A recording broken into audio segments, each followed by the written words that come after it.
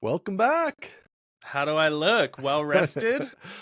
You actually look pretty good. I mean, the whole thing is crazy. You just had babies. It's 10 o'clock at night where I am. We normally record at Yeah. 9 a.m. where we're all messed up here. But Yeah, this is going to be a wild ride, so y'all buckle up. Definitely. Oh, man. All right. Well, I mean, we got to hear about these babies. Yeah. Give us the scoop. They're great. They're freaking That's awesome. Yeah, so we Love to hear it. we had them 1 week ago today. So we have 2 7-day-old babies in the house. If you can believe that. That's not very many days. So they're great. They're healthy. Everybody's happy. Their names are Isaac and Virginia, so boy and a girl. And Isaac was like 5 pounds something, which for the non-parents is pretty small. But he's already gaining weight, so that's great. He's healthy and happy. Virginia was huge. She was like 7 pounds 10 ounces, like a full 2 pounds bigger than him. I feel like that's really unusual with the twins. Is. It really is. She actually pushing him out of the way. She ate all his food. She spent one night in the NICU, and he was just like, he was fine. He was just chilling. But she had like a bunch of fluid in her lungs. And so she spent a night on a CPAP machine, and then that was it. It was like, I was freaking out, man, because they're like, oh, we got to take her down to the NICU. And it's like, what does this mean? And they just put a CPAP on her, and the next morning they brought her up, and we're like, she's fine now. It's like, well, that was brutal. But yeah, beyond that, it's great. We came home on Saturday, and so we've been home for Sunday, Monday, Tuesday, Wednesday. This is our 4th day home. Wow. It's crazy, man. It's crazy. It's a lot of kids. It's a lot of... Have you ventured out into the world yet? Yeah, so I've ventured out a couple. So we haven't ventured out all 4. Yeah, that's what I mean. Yeah. All the kids. We've only yesterday we went on a walk, all 4. Nice. and our au pair Jasmine, and it felt like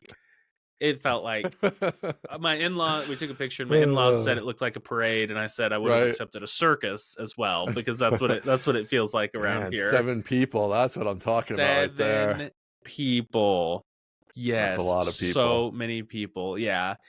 So it's been great. I mean, the newborns are like, I told my wife, like, what were we having such a hard time with the first time around? Because when the kids go to school, when the kids go to, like, the big kids go to school, they're 2.5. They're not very big. When the big kids go to school, air quotes, we just we feed some babies, and then we put them back on their little boppy things, their little beds, all snugged up in their little wraps. Swaddle them. And they fully sleep for like 2.5 hours until it's time to eat again. And so literally I'm watching Grand Designs, I'm tinkering on my website, writing blog posts, and like Jennifer's napping. It's like, what was so hard about this? But I do, just knowing everything. I think the second kid and beyond is so much easier, just at least in the sense of like, you just know everything, like what you're supposed to do. So there's like no overhead of like, how do we do this thing, or we're scared about this thing, whatever. The steps, and even if you're tired or whatever else, like there's not all those questions at this point. Yes, there's so much less like, are they dying right now? Right, exactly. Like, way less of that. That's what I said before. They just kind of lay there. They're super tough. They're fine. They're super tough. Yeah. And these 2, so our first set, boy girl, Simon and Amelia, came out of the womb. Amelia was like, I'm in charge, and Simon was like, that's fine, you do that, I don't care. With these 2, they're both super chill so far, and we'll see. We'll see if it holds. Like, they haven't even reached their full like 40 weeks yet, because I think they came out at like 38 weeks or something. So they're still kind of just like incubating. They're still sleepy. Right. But out of the womb, Amelia was like, I run the house, and these 2 are just totally different. So hopefully we got 2 chill babies. We'll see. Wow. Yeah, that'd be great. That'd be great. Could use a couple chill babies, man. Nothing better than a chill baby. I never had a full chill baby. I had like a half a chill baby out of the 3, but no full chill babies. So we have I'm one, rooting for you. We didn't get to savor it because he came out with a non-chill baby next to him. So yeah. How's the all the assistants and au pairs Oh and night man, nurses we and got a full Downton Abbey staff over here. It's yeah, crazy. It's great. I mean, we, like I said before, we lucked out with our au pair in that she's just like the best au pair that has ever existed. that's awesome. Yeah. And has continued to be. You know, when we were in the Hmm. hospital, the big kids went to my in-laws' house for like 5 or 6 days, and the au pair stayed here, like slept at our house still, but went over there every day to do her hours Hmm. over there. And our in-laws afterwards were like, "Hey, so can we just keep Jasmine full time? Right. Like, Right. can we hire her?" And I was like, "I Right. know, that's what I'm talking about." Man. So that was great, and she just, she's very, very good with the kids and flexible. Now that we have new kids, she's just the best. And then, the night nurse. So we have a night nurse every night for 2 weeks straight.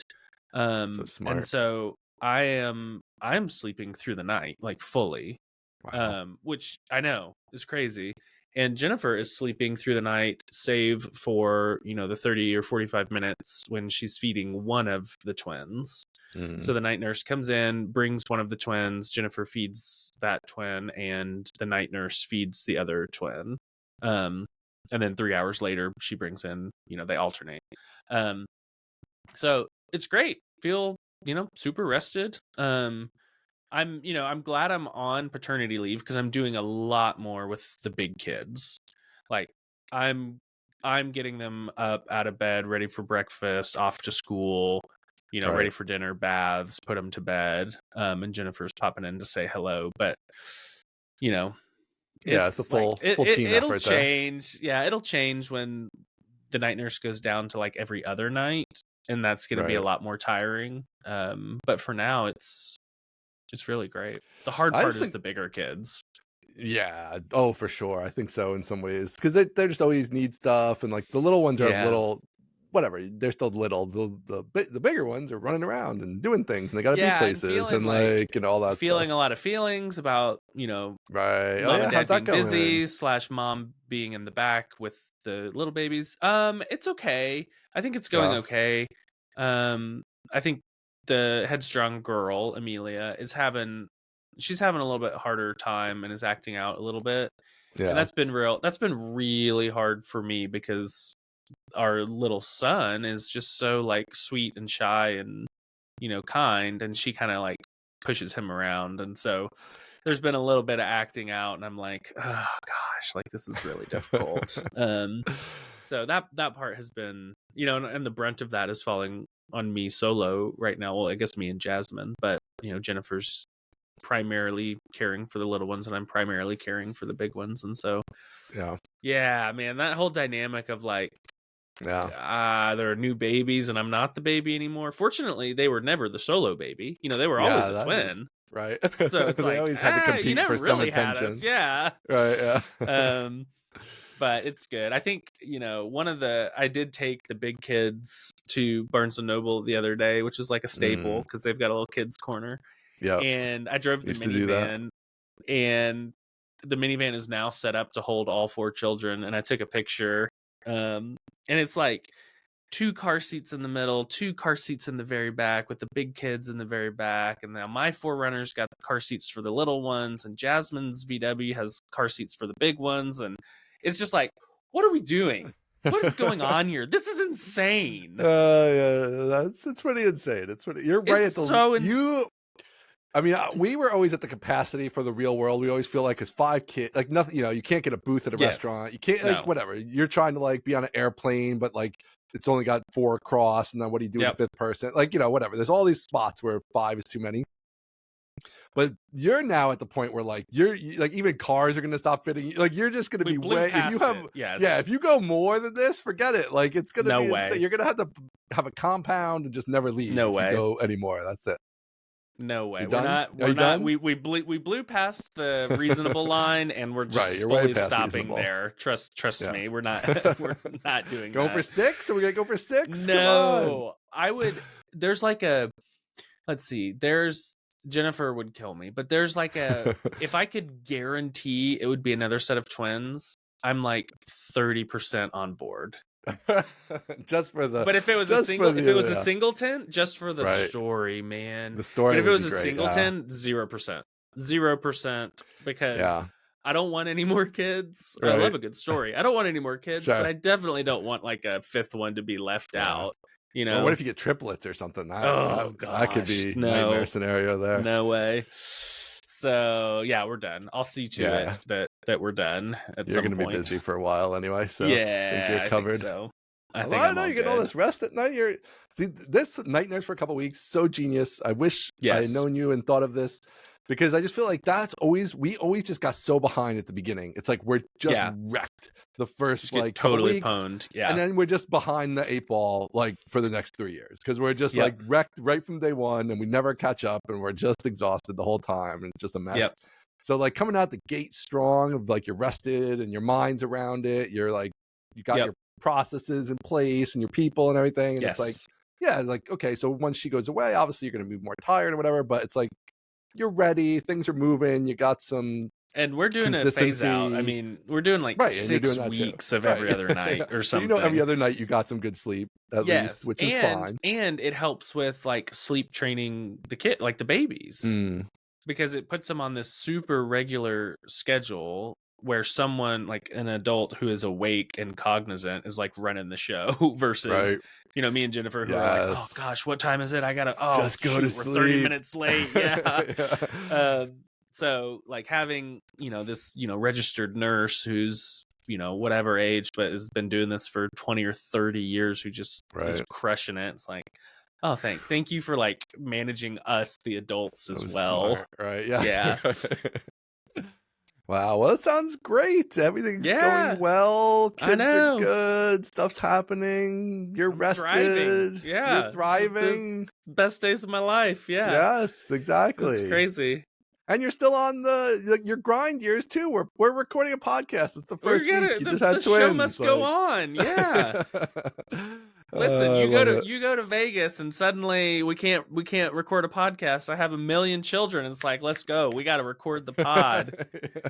Yeah, you're on top of it. What can I say? I'm still catching up on my sleep. That's why I'm so far behind. I know. I want to hear. You're more rested than me. Well, we're doing it at 9 p.m. because the night nurse got here at 9 p.m., which means like I'm fully right now. I would traditionally be in bed, but it's like, all right, I'm free. I can do clear. Something. Yeah, exactly. This is like awesome. I'm not needed out there.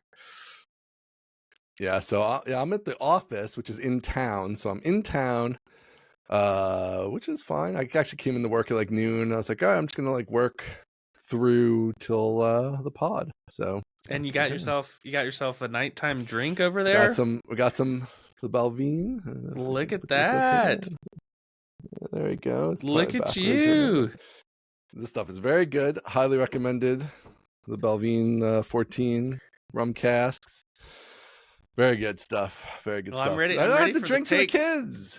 Yes, to the kids. I'm ready for the takes to increase in hotness as the drinks go on. I know. I should have been drinking this whole time leading up to this. Then I could. Yes, I was too worried. I'd be like, oh, I'm gonna be too exhausted. So I just started. When we do a holiday, when we do like a holiday episode, like a crossover with somebody, we need to have some nighttime drinks and just go beverages for like 3 hours and see what comes out. That's a good idea. Oh, I like that. It'd be fun, idea. right? Yeah.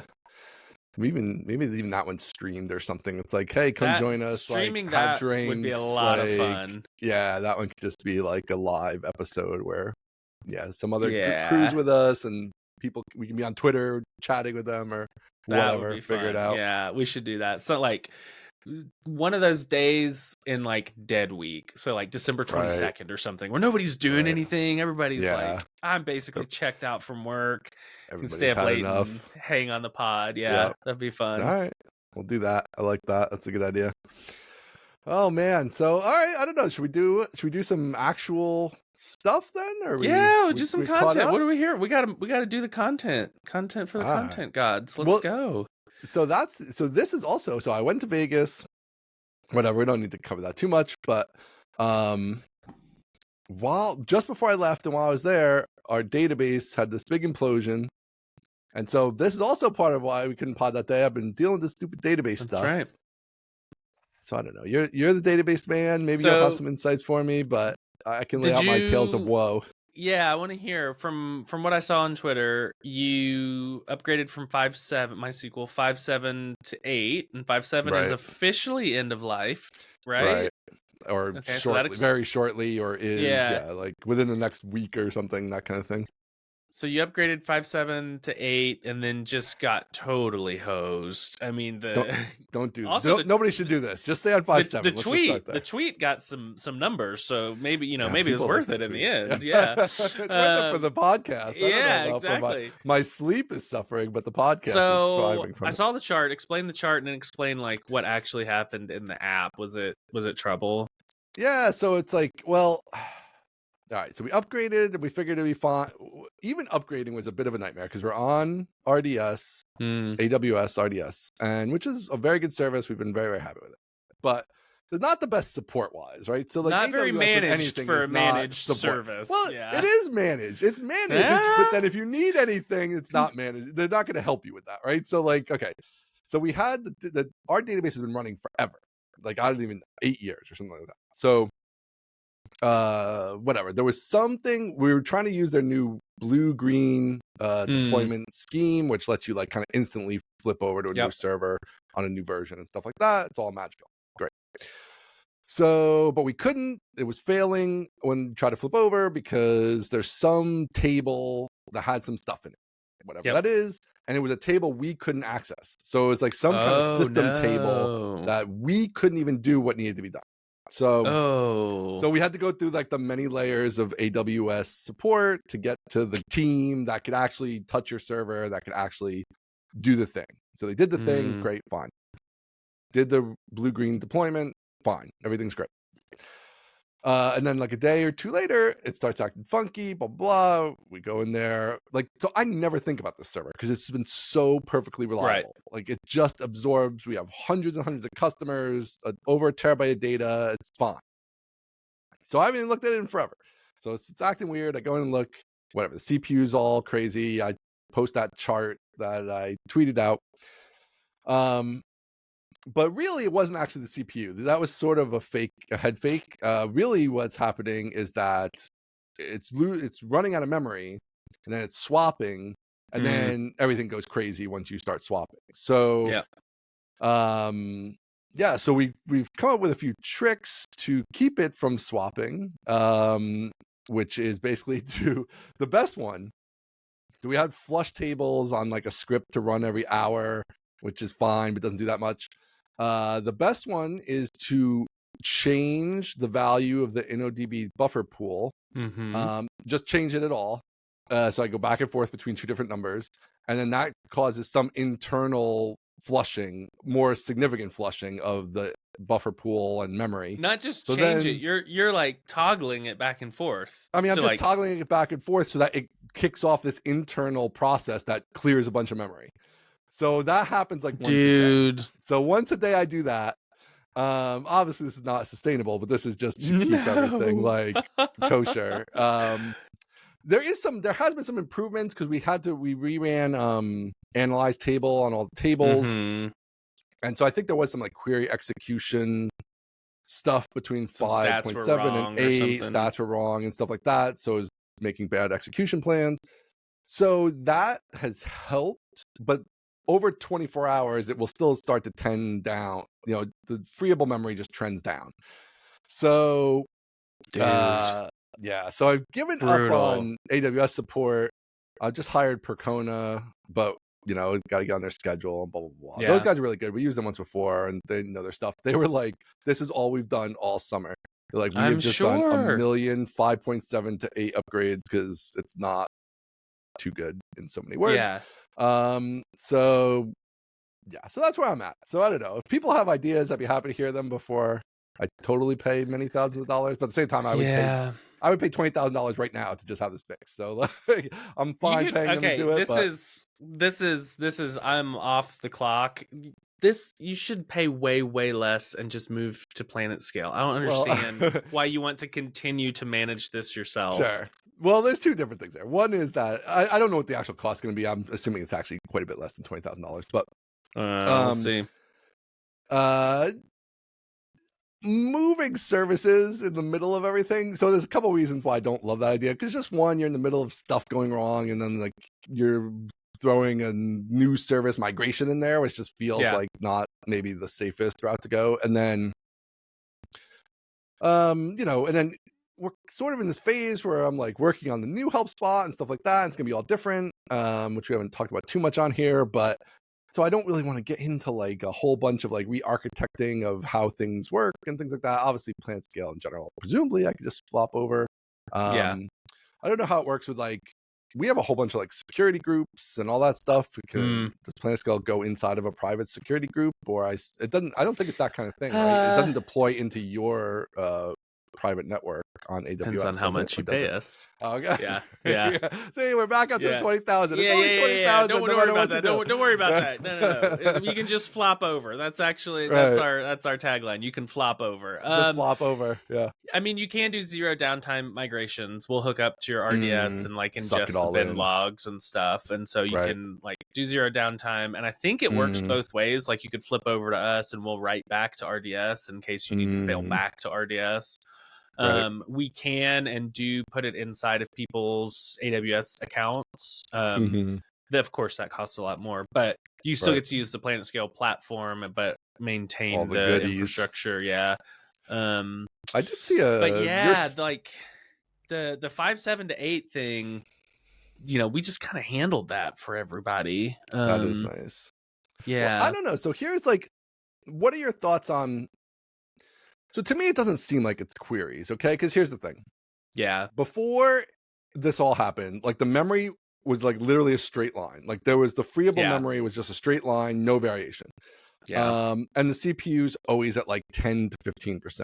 Right. And since this has happened, the CPU is always at, still at like 10 to 15%. The connections are like a straight line. Like we always have like 600 connections. We do have a weird schema, which I was wondering if that's part of it, because we have database per tenant. So there's a bunch of databases, and so there's a bunch of tables.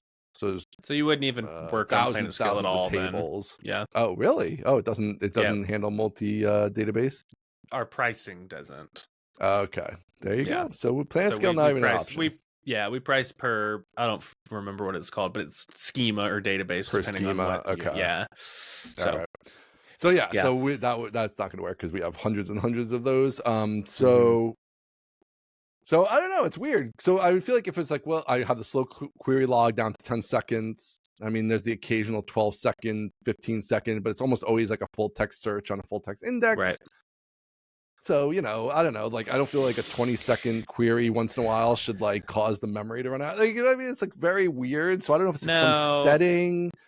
That's kind of my inclination, but this is a little bit below the level of my expertise. Right. We're down in the guts now here. Yeah, which is why I work so well at like a managed services company, because like I can teach people how to do better queries and not teach them like, here's how you manage the database, because like I actually it turns out I don't know.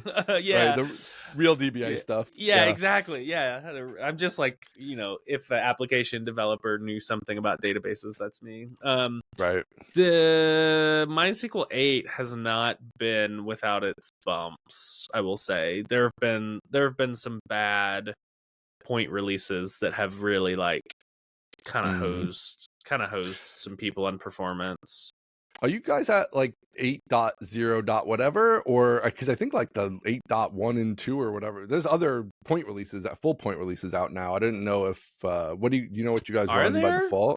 I thought there was. I thought like 8.1 at least was out. Maybe I'm wrong.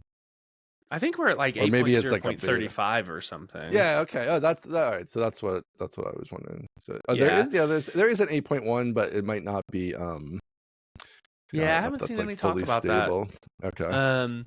But yeah, so we run like point upgrades. This is all shaky, so nobody quote me on this. And don't send this to my boss Holly, because it is kind of shaky. We run point upgrades on all the databases like we keep you up to date basically. Right. And so there are stats somewhere, and I'll see them fly through some channels of like how many databases have rolled to 0.34 to 0.35, that sort of thing. Right. And of course, Vitesse is managing most all of that, like that orchestration kind of stuff. But yeah, we keep people up to date on the point releases, and that's how we see regressions so quickly, because we'll see, we'll bump 1,000 or 10,000 databases from 3.0 to 3.1 and be like, ooh, some stuff got noisy here. Right. So yeah, I don't know. We'll see. Not great. Maybe it is a weird. I mean, there are tons of queries, and there are tons of weird queries. So it's possible there's like, I know some people said like group buys are not as good now. Group buys got worse. Something with big sorting of JSON documents, I think, also got worse. Yeah, we don't even use JSON, so it's not much anyway. Definitely no queries. It would just be like returning it if we use it at all. We have serialized PHP in text columns. Oh yeah, because it's old school. It's old school. There's not a lot of documentation about that. Yeah, pre-JSON, but that wouldn't hurt the database because that's all stuff that comes back to the app layer. So like, yeah, I don't know. So could there be serialized like a PHP that like causes a huge memory like usage, yes, doesn't take CPU sort and time? Like, I don't know, it's so weird to me. Like, yeah, like a huge sort that uses 5 gigabytes of memory that shoves it all into memory, doesn't use CPU though, and doesn't cause connections to pile, and then doesn't release when it's done. So then I was like, well, maybe there's like something dying at a weird point where like the memory is not freed or whatever. Like, bad. Very weird. I don't know. It's very, very weird. So yeah, we're gonna see. Hopefully, the DBA guys can. They seem quite confident in fixing it, so we'll see how that goes. But that's how they sell you $20,000 worth of consulting. I mean, they got to seem quite you confident. Come to them desperate. You're like, you're not buying 20,000 for me. I told you I don't know what's going on. Exactly. So I don't know. So then I had next. I just wanted to cover this too because I always at this point, whenever you get to database stuff. I love databases. Like, databases are one of my things I'm quite interested in. I really enjoy databases. But when there's database problems, it's like the kind of thing that's like, maybe I should go get a bodega. Maybe I should just do something else, right? Because like the database, all the customers, the stress, you understand this. Stress. Plan scale gets this, right? They get it. So then I get into like DynamoDB mode. That's where I go. I go DynamoDB, and I'm like, if I just shove everything in DynamoDB, it's infinitely scalable. It's literally, you couldn't possibly shove, you could never hurt this thing. It's infinite. It's actually infinite. And then I go down that path, but there's then I have like 40 systems of like, that's all that stuff that has to hang off of it. So you can like run a report or like all whatever. Like now you have these 20 systems that are all connected to it to actually make an application, which that's the part that's terrible. But the data part, I'm like, oh man, it's even like old school, like, screw all those tables and shit. Yeah. Just shove everything in one table, denormalize everything. Like, that's me. I love that. I love that stuff. Yeah, let's denormalize it. Let's shove it all into weird stuff.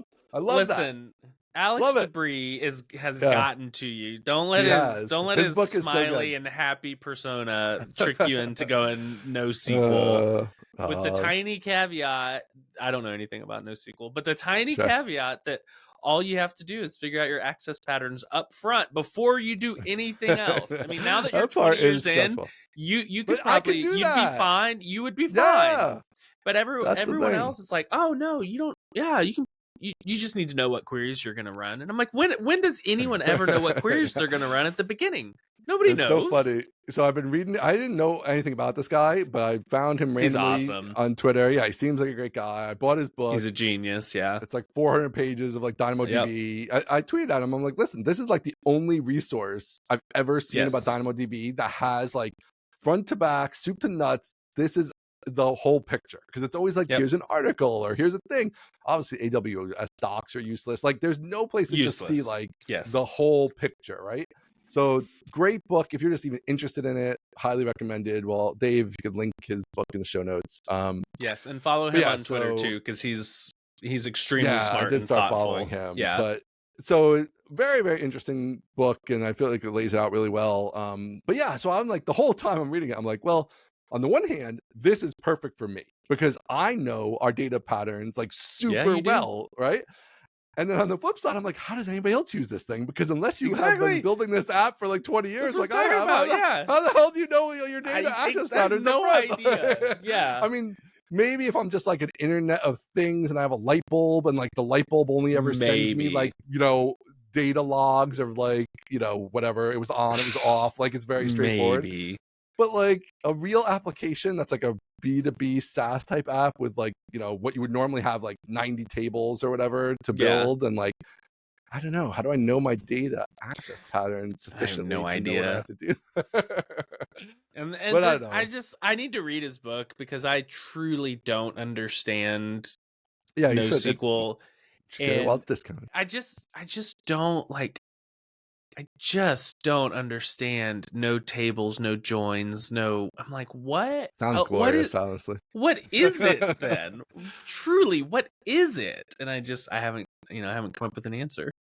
Yeah. So I mean, it's just an infinitely scalable place to dump piles of data, which is kind of awesome. Like I just love that idea. If you don't want to migrate to another provider that is like a hosted MySQL provider, you do not want to migrate to DynamoDB. I could never migrate to it per se. It definitely couldn't be. Yeah, no. This wouldn't be a migration. This would be more of like the, you know, future super version of HubSpot, which is like re-architected.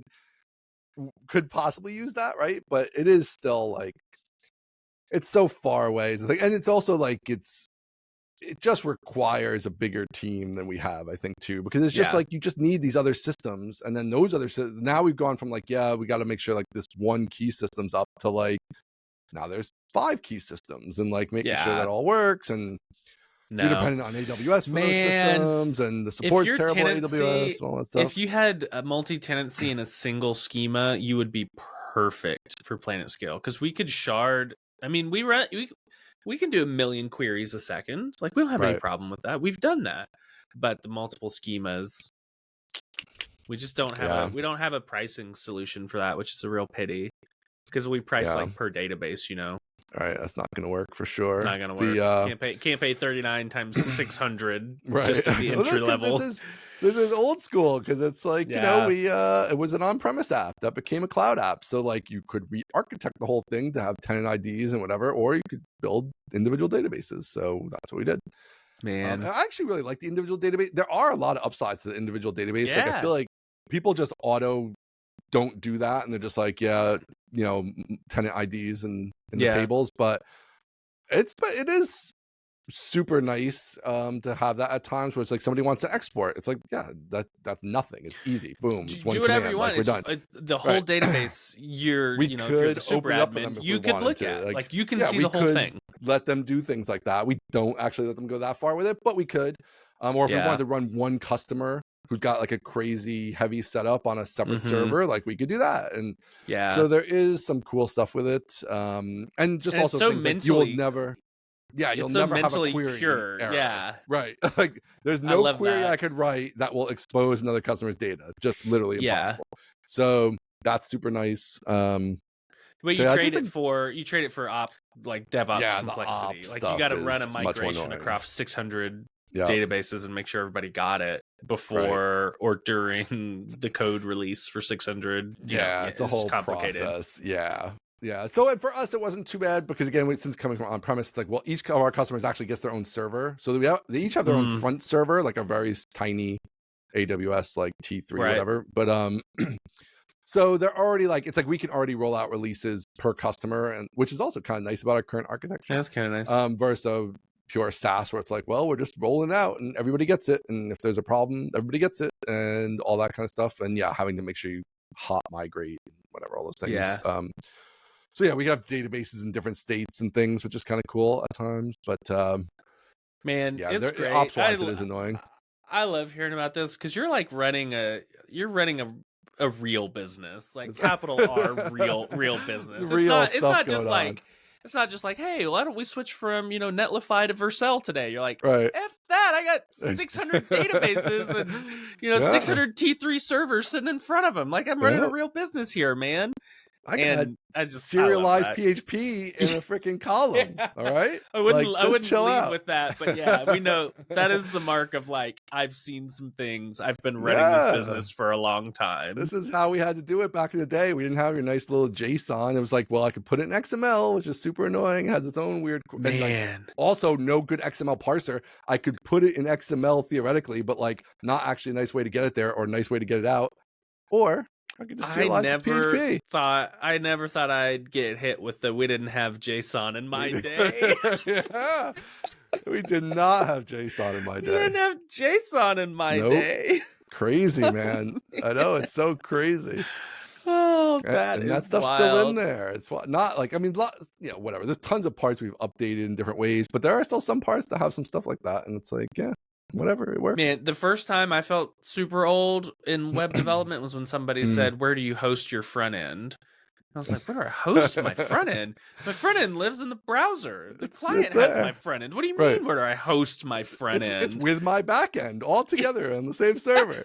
I send the front end to the client. Request. I don't understand the question. That's so funny. But didn't have JSON back in the day. That's a different era. Yeah, man. Whole different world back then. So that's it is wild. Fun playing with this newer stuff I've been messing with and being like, yeah, we got JSON. We can query the JSON. We can do all kinds of stuff. I don't know why the databases don't make it nice to query the JSON. There's still like a little disconnect between like everybody's got these JSON columns, but then they don't. Wonky syntaxes and stuff. Yeah, or even just doing it at scale. It's like, yeah, you can query into the JSON, but they're always like, you really shouldn't query into the JSON. Like, no, or you got to build a computed column or whatever. Yeah, you do have to do that. Yeah, I'm saying like it's a whole thing. And a computed column is kind of BS because like then because here's the thing. This is all one of these like. Don't come for computed columns. That's my favorite. I mean, I love it. I love a computed column, right? It's fine. But here's the thing. It's also like fake because for real use cases, it's useless. Because what do you mean real use cases, it's useless. Because here's our use case, right? Where it's totally useless.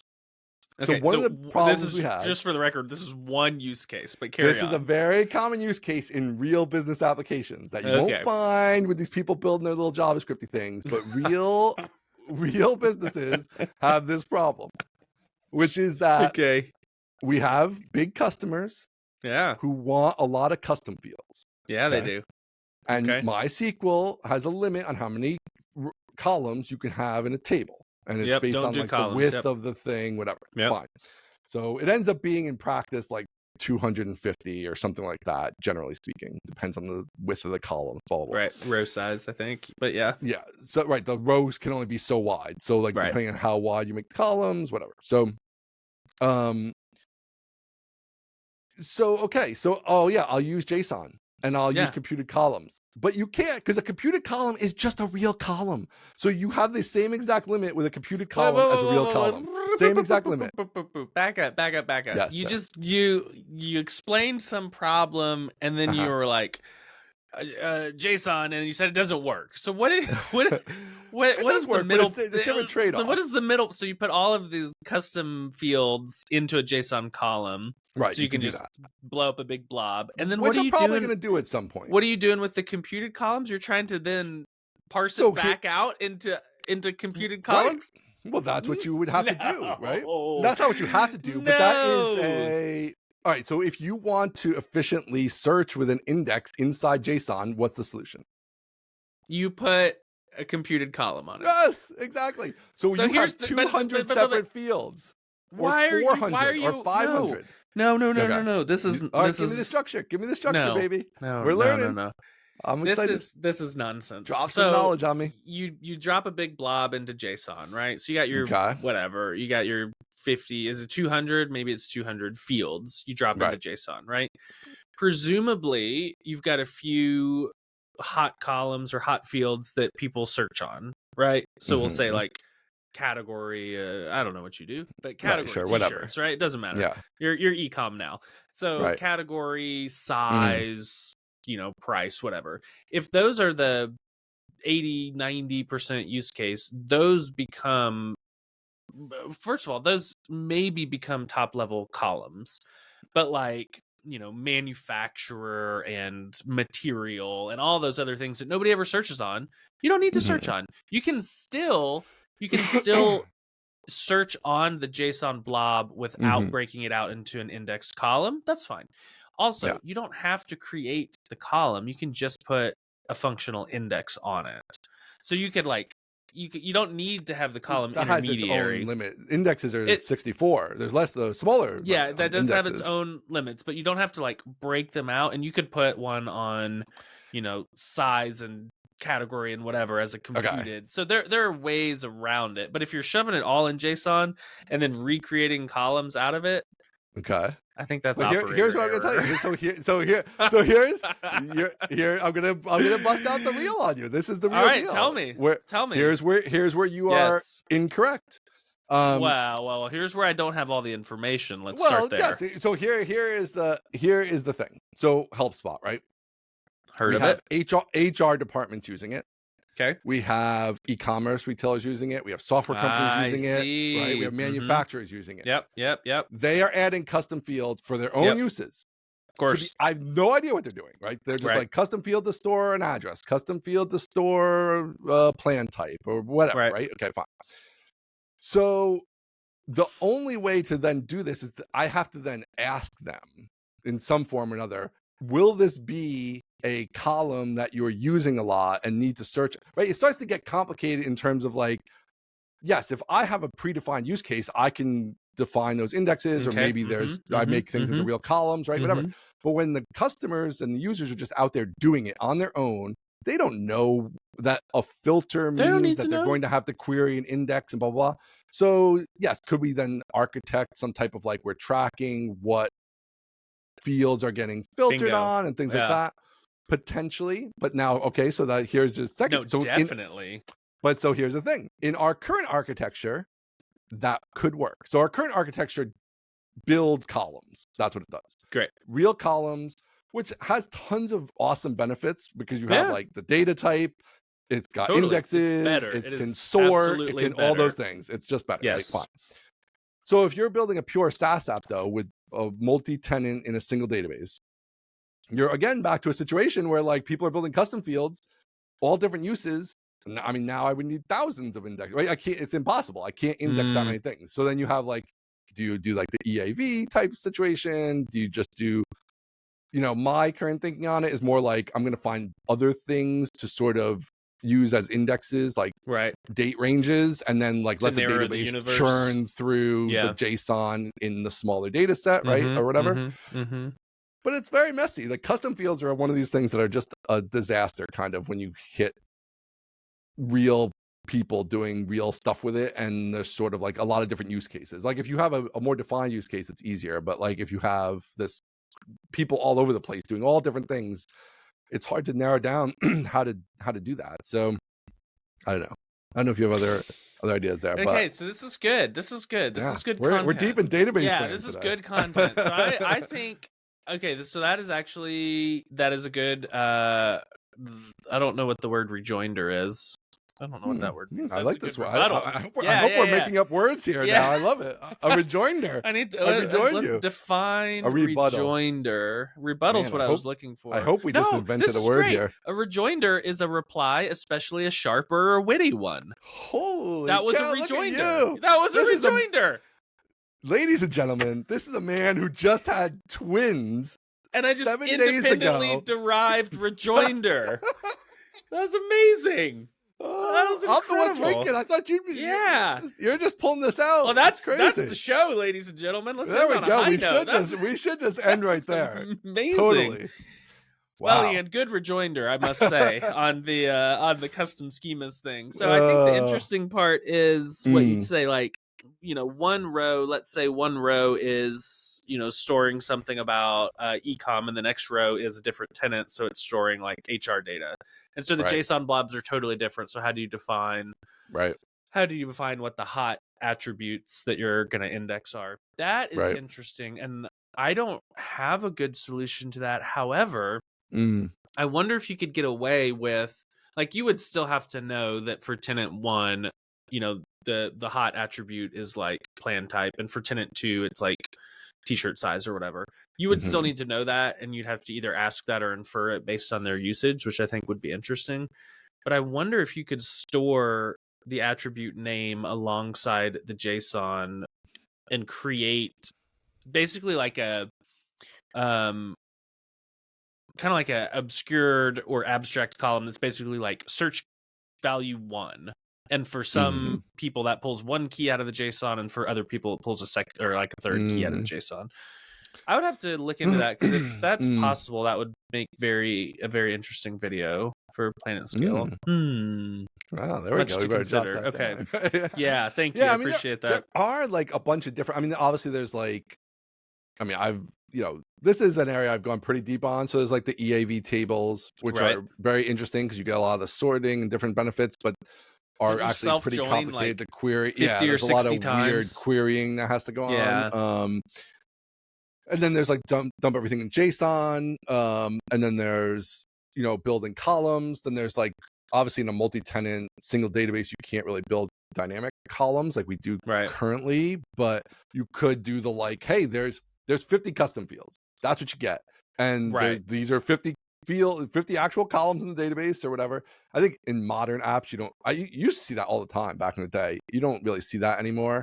I think things are fast enough. My inclination is that things are fast enough now that as long as you have a reasonable something you can index on, even if it's a date range that gets you within some kind of ballpark, that for all but the maybe mega huge customers, that I think that's probably going to be fine. That's sort of, and with some decent caching of queries and things like that, that you can get pretty far. But that's the way I've been approaching it. I mean, the JSON is great because it's so flexible. It's like, yes, and you have infinite custom fields, and they can be whatever you want. They can be all kinds of weird shapes. They could store JSON themselves, maybe, if you want to have like an address that understands the different lines of the address or something, like whatever. You get all different cool things, which is awesome. So I think there's some good trade-offs there, which is why for the new stuff, I'm leaning most likely doing just the JSON blob, but does have its own conundrums, which is where it gets me into like dump everything into DynamoDB, baby. Just dump it in there. It's a big empty bucket, infinite, no bottom. I hate to say it, but Postgres has a better index type for JSON than MySQL that does. JSON it has B like thing. So we have similar columns. So they have JSON B, we have JSON, but we only have indexes via generated columns. Or you can put an index over a JSON array, which I understand ceases to be valuable at some point. But Postgres has a GIN, general inverted something. I think I've But seen it's basically this a like bit. you put an index on the blob, and it kind of figures out, like, so it's not a B tree, it's not a full text, it's some other like structure. Thing. And they kind of figure out like, we'll speed up your queries with this GIN index. But what's your thought on Postgres? Man, I don't have a lot of thoughts. And this is one of the things I've been kind of struggling with, and I put it on the list at the very bottom. We can get there or not, but like, I just don't have a lot of thoughts on the things I don't use a whole lot, and I don't use a lot of things. And it's kind of hard because people are like, I'll make a video on my personal channel and people are like, hey, can you cover Symfony? And I'm like, no, I can't. I like, what's your opinion on Laravel versus Next.js? I'm like, don't know, man. Laravel's probably better, but I don't use it. And on Planet Scale, they're like, make a video about MySQL versus Postgres. I'm like, I've never used Postgres. I don't know anything about it. So I don't know. I think from what I understand, Postgres is much harder to operate and scale at like the operational level, but that doesn't matter to a lot of people. And so I think a lot of like DBAs and DevOps and sysadmins and those kind of people prefer the scalability and like, I don't know if it's reliability or like simplicity of MySQL versus Postgres. And there's some weird thing about the internals of the way that Postgres works that makes it difficult for it to either scale or shard or be horizontal or something. And I just don't know. So no hot takes there then. No hot takes. I'm like, I don't know. If you use it, it's fine. Yeah, I always feel like on paper it's better. Like you're like, oh, it does this. Like it has this fancy GIN index, right? And that looks cool. Like there's all this paper benefits, I feel like. But then, I don't know. I used it once for a production system, which was a gigantic mistake because I was like, oh, this is the new hotness. Let's use this thing. Yep. This is like 10 years ago, whatever, on a thing Taylor built, actually, Taylor of Laravel. And heard of him. Whatever. It was like, we'll use Postgres, blah, blah, blah. So first of all, the query language is a little bit different, which I don't care for. I'm a MySQL, SQL Server query language guy. I'm not a Oracle Postgres guy. So that's a little weird to me, but whatever, fine. But yeah, and it went down, and I'd had this guy like on contract who's like a Postgres guy ostensibly. Yep. And he was like, he said he had all set up, so if there's ever any issue, he could restore, blah, blah. So I was like, okay, well, we need to restore because shit's down, it's all broken, and customers are mad, blah, blah. And he's like, oh man, and it took him like 12 hours or something. It was like a whole production. And I was like, you know what? Like, this is just, I can't be using these tools. This is kind of like DynamoDB thing too. Like, I know MySQL, I know SQL Server. If something goes wrong, I could get in there and I could do some shit if I have to myself. And which is sort of a bad attitude. This is the whole bootstrapper thing. That's a whole other thing we could talk about someday. But like, ultimately, I feel comfortable that I could get in there and at least hack around and half-ass fix something if I absolutely had to. Whereas that's like exactly this whole Postgres, I have no idea anything about it. I'm just going to be Googling random shit and have no idea where to even start if there's a problem. So that's what's always exactly kept me how away I from feel. And I'm the same. I grew up on MySQL, like literally since I was like, 10, 11, 12. That's what I've been using. That's it's crazy. just like, I know it. I like it. It's been around for 1,000 years. It's kind of how I feel about PHP. It's like, yeah, it's good. I like it. It works. I know it. I like it. It works. It's been around, which means it'll be around, and it does the job that I want it to do. So, yeah, there we go. I like it. I'm led to believe that there are great things about it, but it works. Yeah. Right. Who has the time and energy and effort to like go and that is one thing that like customers and things like that clarify for you to some degree, because it's like, there's just no time like to go over there, and like the risk and time and everything of like, that's something you might do. Like, I'm sort of getting started on it now for like the first time in 20 years, right? It's like the kind of thing like you can't just be doing that every year. It's like, well, I'm going to go try Postgres now. Like, no, like you have 8,000 other things to do. Like, you're not going to try Postgres now. You're just going to do what you need to do to ship the next batch of features or whatever you're doing. So yes. Yeah, I think we should talk about the thing you put at the bottom, because that's interesting. That leads right into this. I've just been having this thought recently and realizing that, like, I think it's always been true, but like crystallizing and realizing that my like goal, the thing that I'm aiming towards, is not to be a great engineer, and it's not to be a great software developer. And what you said there at the very end is like 100% how I feel. Like, you don't have time to do it because you're working towards some other goal, in your case, like serving customers. And I think my goal is to just like make stuff, and it always has been ever since I was very young. I've just loved making things, and software just happens to be like the mechanism by which I make stuff. And it's weird because I see on Twitter, and like we'll just say Twitter. I see on Twitter all these people arguing about like the most technically pure way to do something. And I look at it and I'm like, y'all, I don't care about that at all. And then, I'll make a video either on either channel, and people will be arguing in the comments about whether something is like a capital G good idea. And I'm like, I don't know. It works. Like, what's the problem? It works. And, people like spending hours and hours and hours customizing their text editor. And I'm like, I open PHP Storm and like I get to work. And I don't know. I feel a little I don't know, like silly or embarrassed sometimes, where I'm like, yeah, whatever. I just, sometimes I hide stuff in PHP Storm because it's annoying, but literally that's the extent of like my customization of my, Vim or whatever. I've never used Vim in my life. Vim is ridiculous. Forget that. And I use a Git GUI, and I don't feel bad about it at all. I love the Git GUI. No, like, I don't care. And so give me the GUI. That's the thing that's crystallized. And I feel like there's a good tweet in there somewhere that'll get like that message like really sharp. But like, my goal is just my goal is not to be a great software engineer. My goal is to make cool things. So Yeah. That's been I've been ruminating on that. There's only so much time. Like, that's the thing. There's only so much time. And like, you have to figure out what you want to spend your time on. And you can't be helping customers achieve their goals and be the greatest Laravel PHP developer in the world. Like, these are just conflicting goals. You can't do them both. There are, very ultra rare exceptions to some degree of people who are just mostly people who just absorb the programming side really quickly and well. So it's like, oh, they read this thing once and they forever remember it, and they're like super excellent. Right? They just sponge in the information. But still, you only have so much time, and you have to pick what you want to do with it. And like, yeah, and that's where like people working in huge companies, like, that's great for them. Right? It's like, Yes, I'm responsible for this class or this little section, and I'm the world's foremost expert in this thing. And I don't have to worry about anything else. Like, nobody's calling me, nobody wants a new feature. Like, I just keep this little thing running, or even a moderate sized thing, but I'm the expert in it, and that's it.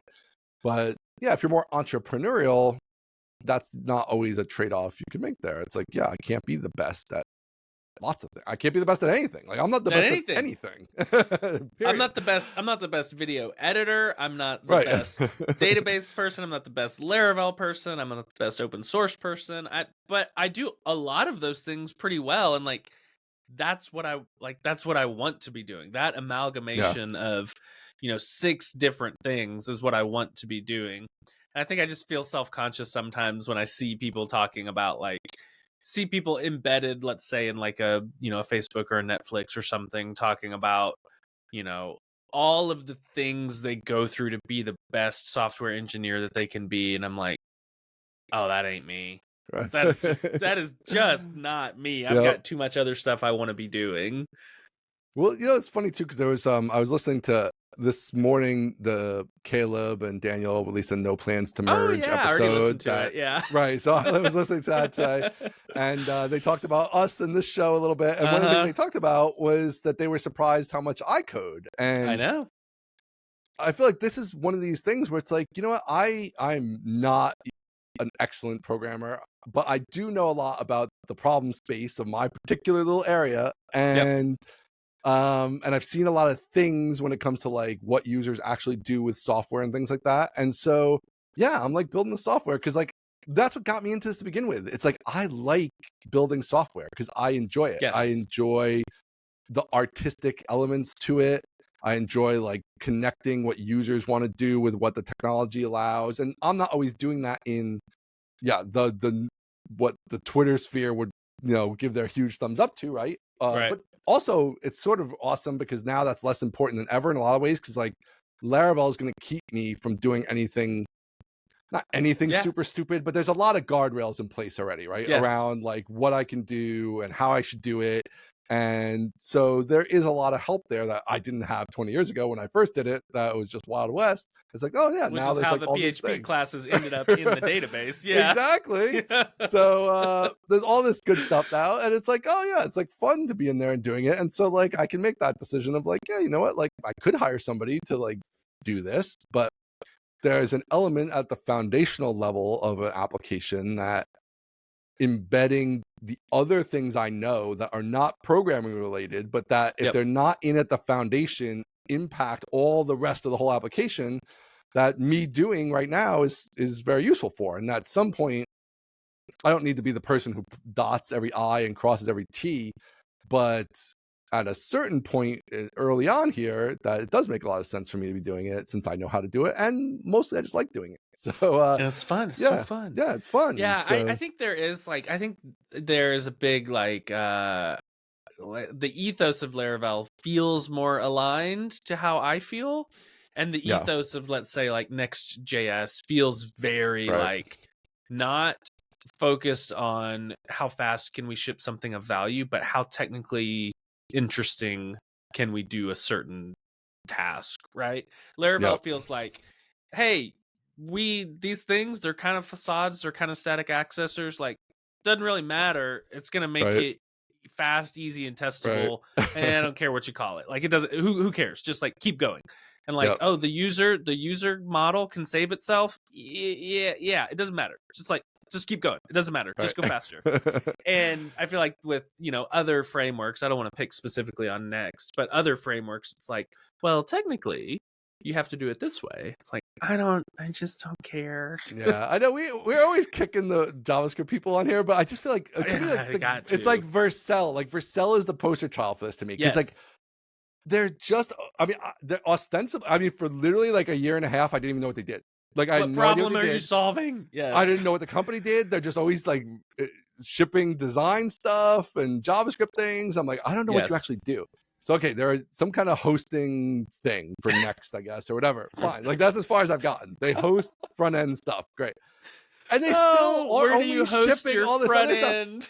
So there's like all this money in that world. We're back to where you host your front end. So much money. I just feel like there's so many people that like have all this time to like ultra optimize on like this weird shit. And it's like at the end, when all the money runs out, it's just going to be back to like, what did you do for the customers? What did you ship that people found valuable and were willing to pay money for? And then all this stuff will go away, just like it always does, like every cycle where like whatever the hot thing is, Ruby at one point or whatever, like there's whatever hot thing, all the money's in there and everybody's arguing about what the best way to do whatever is. And then it all goes away eventually. And only the people left standing are people who, did something that people found actually valuable and not just like Shopify. Did you see their Black Friday numbers on Ruby? It's crazy.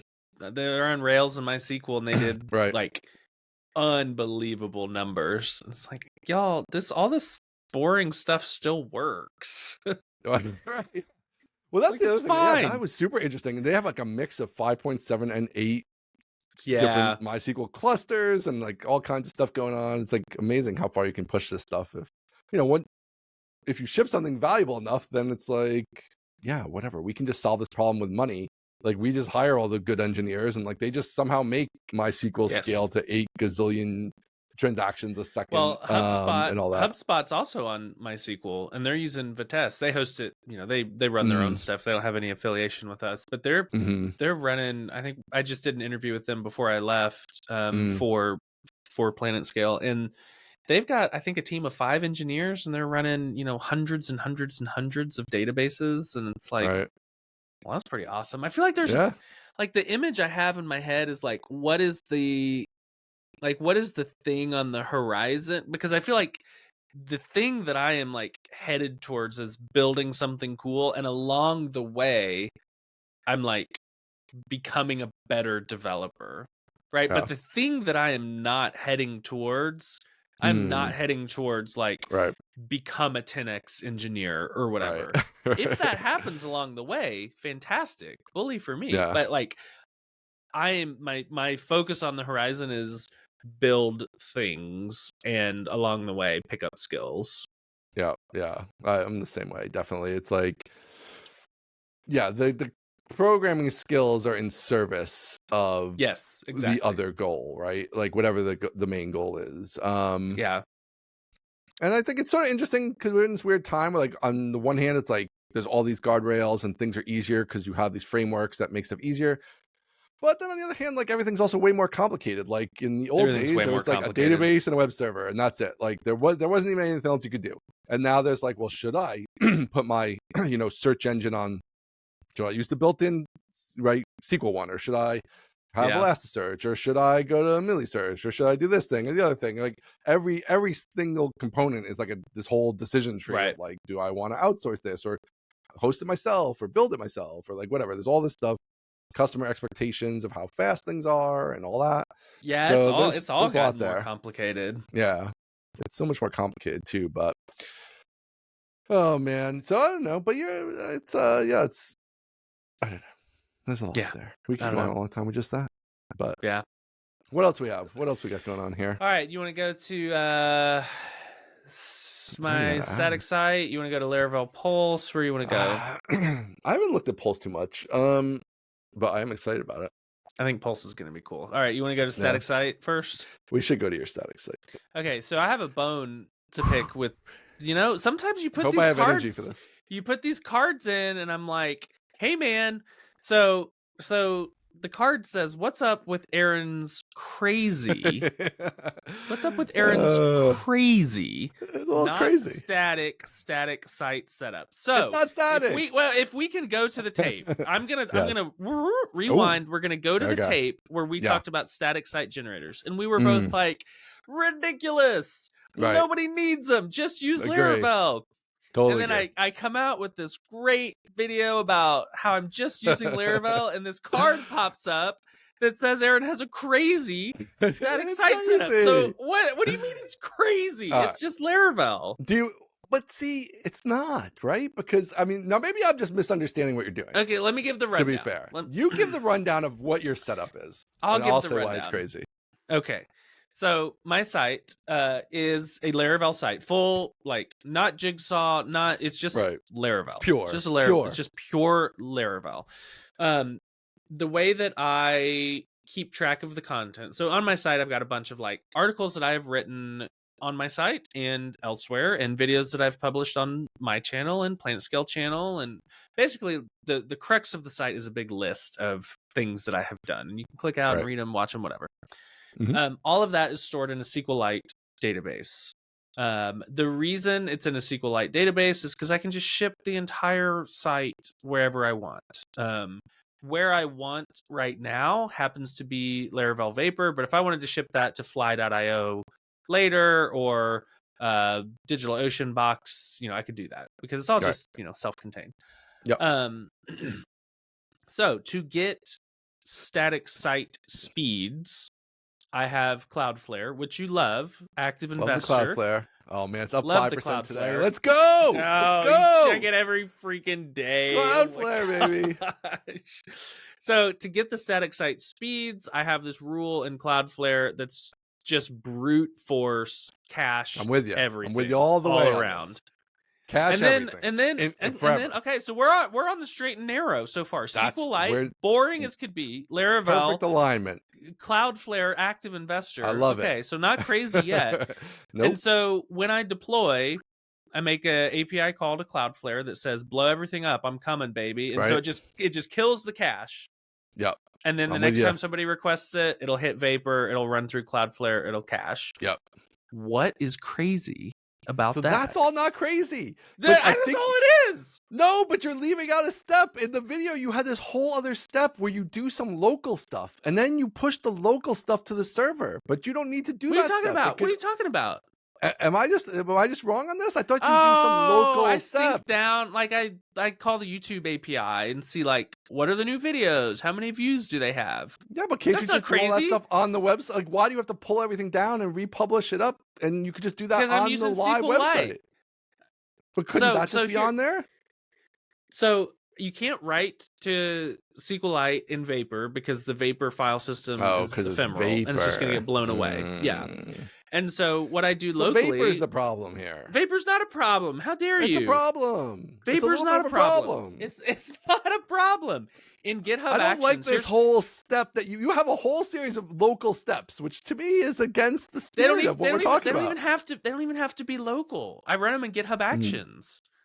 So when I push to GitHub, it runs this action that's like, hey, has Aaron published any new videos? Let's put those on the website. So part of this is like gathering digital detritus from all across the internet and putting it somewhere. But couldn't you just do that with a cron? But again, see, I think this is like a Vapor. It's because you're insistent on being on Vapor that you can't just have a cron job in a command that does this.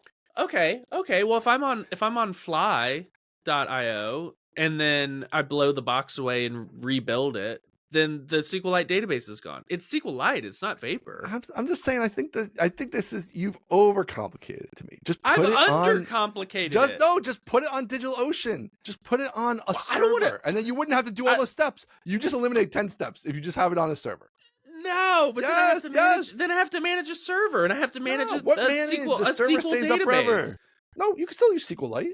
Then you can actually use SQLite because you can write to it on that server.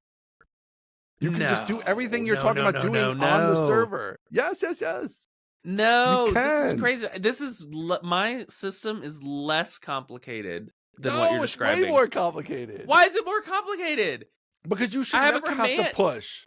Why would you What do you ever mean I push never from have to local? push? Unless you were changing the website. If you're like changing the design or whatever, fine.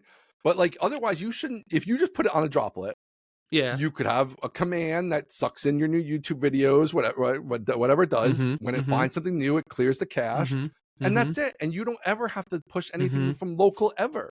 You're pushing a bunch of stuff from local, but you don't ever have to do that. If it was just on a regular server, you wouldn't have to do that. Hoisted by your own petard. Hoisted by your own petard. I don't have to do that. I don't have to. Even now. No, I don't. GitHub Actions. GitHub Actions does it for me. Only on push. No, it's on a schedule. Oh, okay, it's on a schedule. Well, you said every time it pushes. You said when it pushes, it happens then too. All right. I don't know. It seems very complicated. It runs at midnight. You can't tell me this story is less complicated than a pure Laravel app with a SQLite database and a command. No, it's not. It's not less complicated than that. It just it can't be. It can't be. So much less complicated than that. It is. It's a SQLite database, and I just put stuff in it, and then I can just ship it wherever I want. That's so much less complicated. No, but you can still use SQLite. It's just on the server. You don't need this whole local step. You could write, you could publish on the server, right? You could just have it be all on the server. You don't need a local anything. What is the problem with the local something, though? I'm just saying, it's like an extra thing that I don't think you need. It's like a whole extra series of steps that are unnecessary just so it could be on a serverless platform. But what do you care if your local site's on serverless? I don't have any complaints. I don't have to do anything. It's serverless. I mean, I'm good with Vapor, and for like an actual application, there's a great use case for Lambda and all these things. I'm gonna say actual was pejorative there. I don't love that. Like I don't know if it needs like 99.9999% uptime. Like it costs me like once every 4 years you go down for 3 hours. Like it's not a big deal. No. You're not buying it? This is a generational thing. Yeah, we've been so on the same page. We've been so on the same page this whole time. Yeah, I don't know, man. I find it so easy. And here's the thing, I don't ever think about syncing content locally. Like I don't ever think about pulling the YouTube and the transistors. Like I have our podcast feed, I've got both YouTube channels. I don't ever think about like pulling that down locally. I just am like write my little articles, make my little CSS tweaks, commit, push, and then the GitHub Actions like, oh, while I'm here, might as well pull down all the new content, update the view counts on YouTube, and then we'll push it out. It's great. I just think in the purest form of the Laravel as static site with Cloudflare, the purest form of that is a truly pure Laravel app. If you have something that needs to happen on the schedule, it has a command and a cron, and that's what gets pushed up one time, unless you're like making structural changes, and then that's it. And then Cloudflare does its thing. You can have whatever. You can refresh the cache if something changes, and there's no other steps necessary. There's like the minimalist version is just pure Laravel on a server and Cloudflare. That's all you actually need to do this. I guess that's what I'm saying. I could see that. I could see that as long as we're on the same page about SQLite being a nice like. Yeah, I'm fine with SQLite. But SQLite works on the server just fine. You can write to it on the server. It does, but you can't like getting SQLite. You can't do it on Vapor because it's ephemeral. But on a server, you could do it. Right, on a server you could go in and get all the content and dump it down and bring it home if you needed to like back it up or switch providers or whatever. You could just turn on the backups for $1 a month or whatever. I like the site being self-contained, both like presentation and data. I like that all being in a single like GitHub in the repo. Git repo. Okay, yes. So you're on the GitHub repo. Because I was just thinking, even with Vapor, you can connect the EFS file system stuff, and you could put your SQLite database on that, and then you would have your Vapor. That is true. I mean, now we're getting more complicated. I think this is getting away from the simplicity, which it's crazy. For an actual website, maybe. Yeah. Right. But, so I get aspects sort of interesting there. The self-contained unit is aesthetically pleasing to me. This is my bundle of my website, content included. You could have Git running on the server, and you could have what am I doing with Git on the server? I don't want. I'm saying if you want to push that. it back into the repo. I don't want to If you do all wanted that. to. That's a If you lot. were like, That's so if Git complicated. is that important to you, I'm just saying. It's you could do not. that. I just like There you having go. it all as like a bundled unit. This It is makes like perfect. it's more of It your makes perfect psychosis sort sense of to me. This is a situation. who's on first situation, is what this is. It makes perfect sense. This is the first time I I've think ever we've used settled this. SQLite. It's I great. know We have. I've never I'm really right. used I'm it. right. I That's wanna correct. try to use it for something. Well, I've got Maybe a I great should video on how to run your site off of it. I mean, you could even get into like you don't even need SQLite. You could just have like files and what do you need a database for? Like you don't really need a database.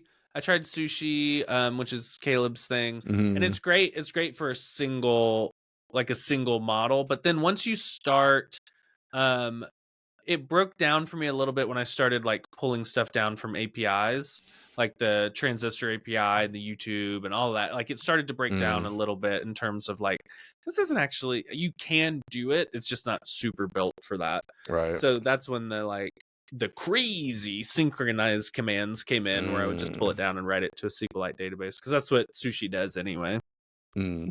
You could put it into JSON files or XML files. You could leave it as an RSS feed. I mean, there are options out there if you want to go totally. And I've chosen the best pure. one. Yeah. I don't know. This database seems a little bit of extra complexity, but it's not terrible. No, I do love then I get to use Eloquent. That is nice. Yeah. Yeah. So I can just say like, oh, you clicked the videos tab, content where type equals video. It's like, I'm just using plain old Eloquent, which is nice. You'll appreciate this since you are a man who's built an advanced Eloquent tool at one point. Tell me. But just Eloquent, doesn't it just like blow your fucking mind? Like there's just times where like just that I can have things where like I could just return the query builder and then somewhere totally else can do something with that query and add to it, and then something else like runs the query. And like this sounds complicated, but actually makes total sense in an actual use case here. And it's just like that's just so amazing. Builders into query builders for subqueries, and yes, it is. That's all crazy. It is unbelievably good. I'm so maybe good. Just based on time spent with Eloquent, I've got to be up there in terms of like top few percentage of people that have really gone super deep into Eloquent because of the filter builder.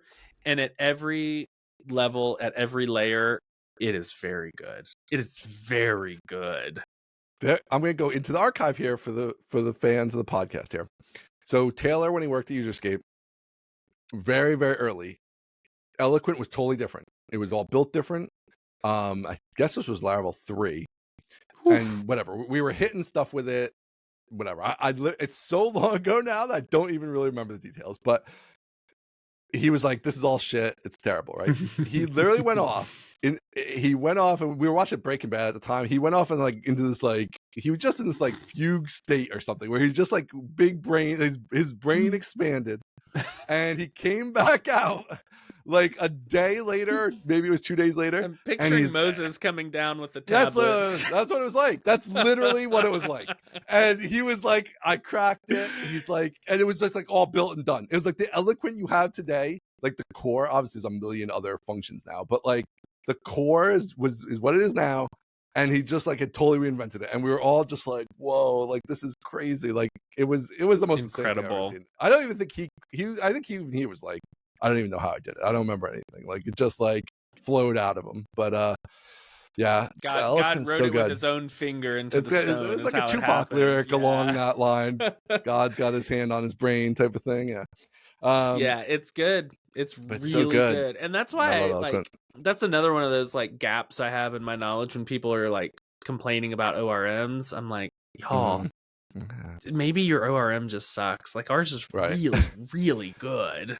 And it's still, and then it makes it very easy when you do have to drop down into a raw statement or something. Yes, if you need to get in and do something super special because you have a weird scenario, like fine, you can do that, and it'll still do all the niceties around the raw element you need or whatever. Oh, and you can just use a straight DB builder, which works just like Eloquent. The base builder. So the base builder's great. The base builder, like you could just, I do that a lot with just writing straight queries.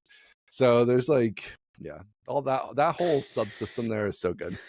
I remember, we're spoiled. So when Colleen and I were working on the Ruby version of Refine, which is that filter builder. I Mm-hmm. remember like working with her. We would pair a lot and we would work together, and I would try to explain like how something worked on the Laravel side so she could reinvent it on the Ruby or the Right. Rails active record side. And it was just worse.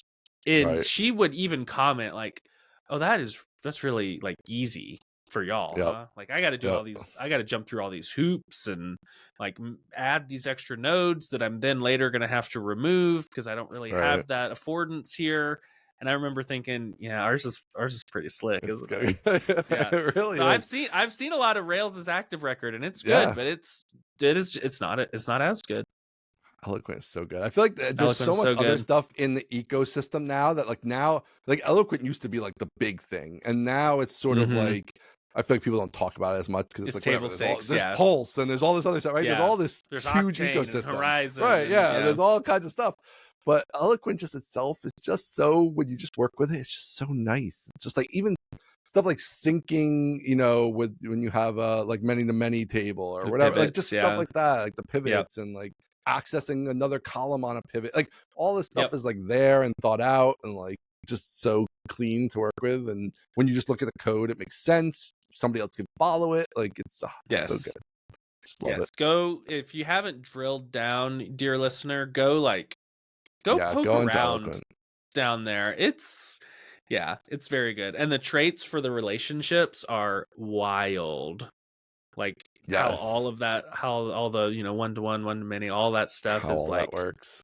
I oh don't know how it man. works inside. I don't Yeah, go in there. I just enjoy it on the surface. I'm like, this is it's great. good. I don't want to know how it Yeah. works. I just love that it works. It's so good. You'll be happy. There's no disappointment down there. If you go down there and look, you'll be like, I am glad I met my heroes. This is wonderful down here. Oh man. All right, what else should we hit? We're hour 20 here. Are we going deeper? Just let me hit Laravel Pulse here for a second. Yeah, let's do it. I Have you think gone in Laravel on Pulse, this? a little bit. I talked with Jess and Tim a little bit on how they're doing some of the query stuff. And I think also Jess went into what did you call it? A fugue state? Yeah, fugue state. Yeah, that's a new one also. We got rejoinder and fugue. I think just after we talked, went into a fugue state and like reworked a bunch of the stuff because they're storing a lot of data, a lot of like time series data, which, you know, relational databases can struggle with sometimes.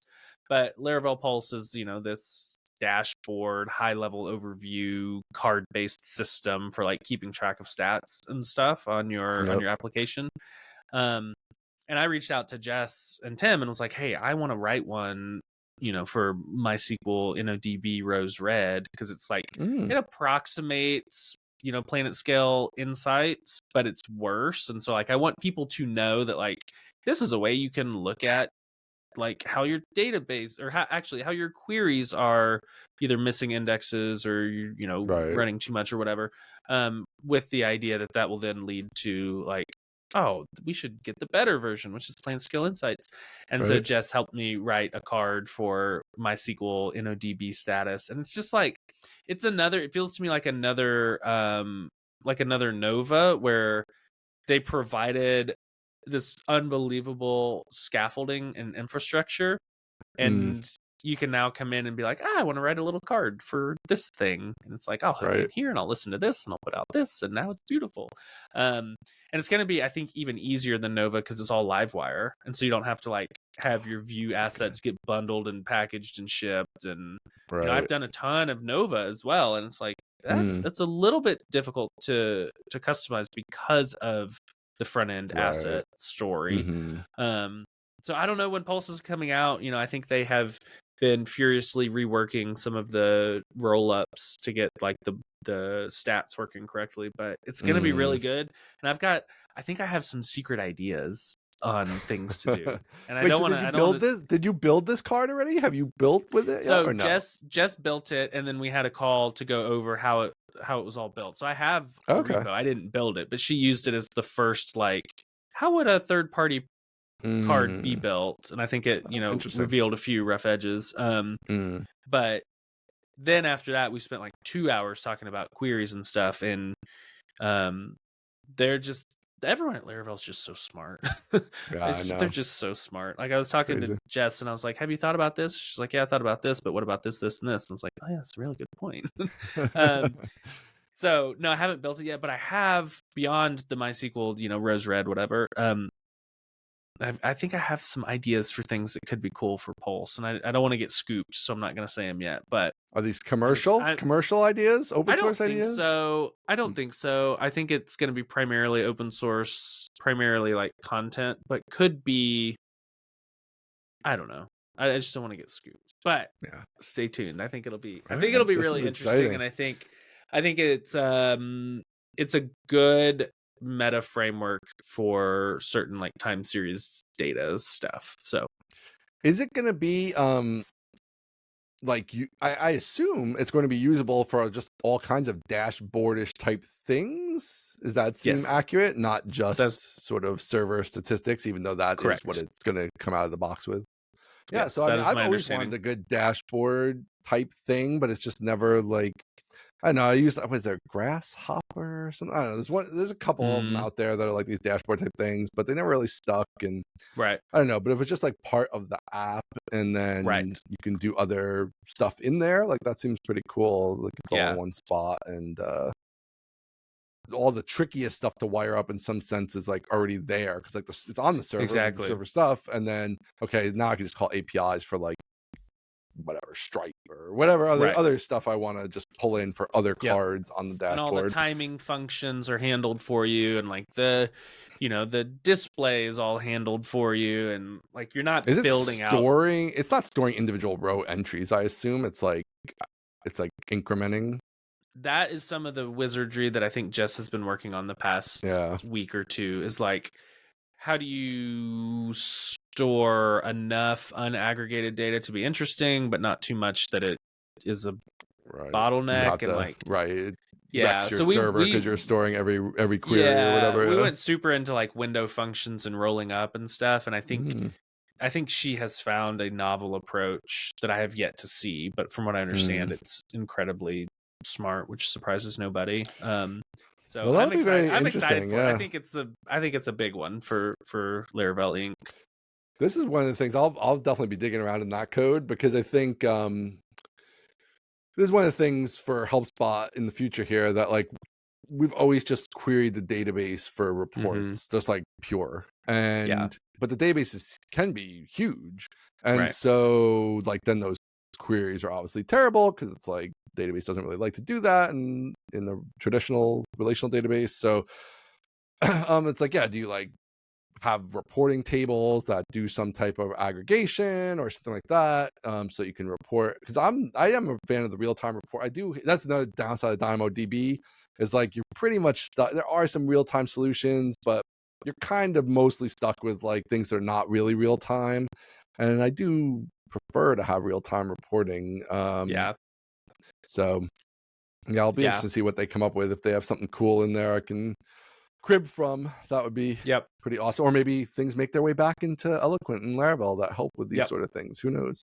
Or and I forget that we have non-Laravel listeners whom we love dearly. So pulse.laravel.com shows you the overview. It's a dashboard. It says vital signs in real time, and it's going to be a free open source package. And the cards that they highlight are like CPU percentage, and it's a little spark chart, and memory and storage, and like how heavy, like how backed up are your queues, and how many cache hits have you had and misses and stuff like that.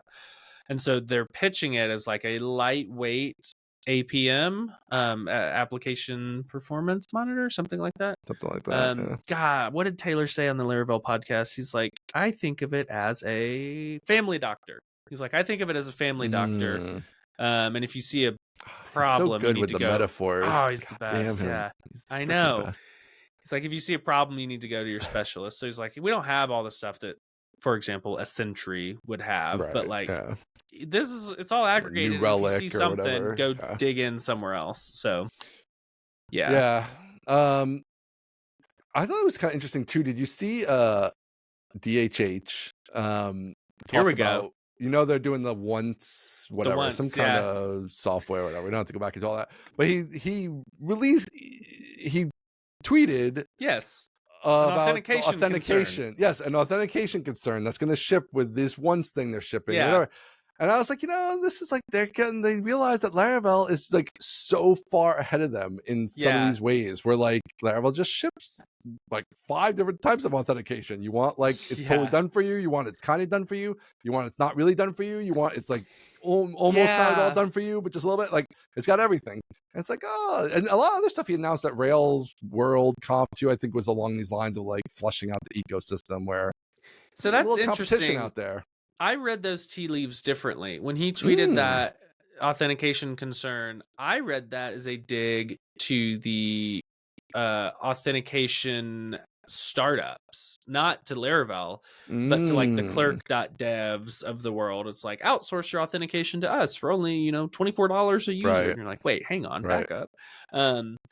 So that is interesting. Maybe that's true. Maybe my Laravel bias blinded me there. I took that. Maybe my anti-JavaScript bias blinded me.